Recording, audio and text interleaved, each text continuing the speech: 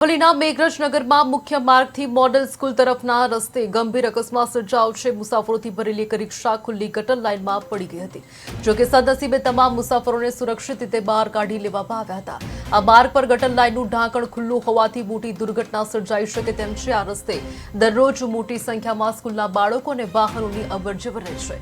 ગટર પર વહેતા પાણીને કારણે વાહન ચાલકોને ખાડાની જાણ થતી નથી, જેના કારણે વારંવાર અકસ્માત સર્જાય છે।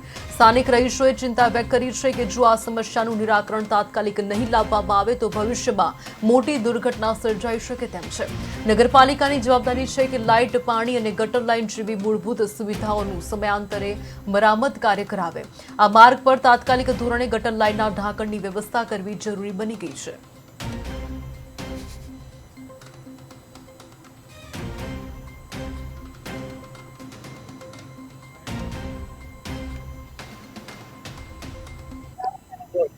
મેઘરજના મેઇન રોડ પરથી મોડેલ હાઈસ્કૂલ તરફ જતા રસ્તા પર છેલ્લા કેટલાય દિવસથી ગટરનું ઢાંકણ તૂટી ગયું હોવા છતાં મેઘરજ ગ્રામ પંચાયત કોઈ પણ ધ્યાને લેતું નથી અને એના માટે ઘણી બધી રજૂઆતો પણ થઈ ચૂકી છે।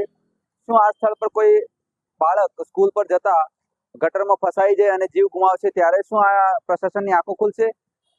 કેટલાય પ્રશ્નો થઈ રહ્યા છે। કેમ હજુ એ પ્રશાસન ઊંઘમાં છે? ઘણા પ્રશ્નો થઈ રહ્યા છે। હવે જોવાનું એ છે કે કેટલા દિવસ સુધી આ પરિસ્થિતિ આવી જ રીતે યથાવત રહેશે। Thank you.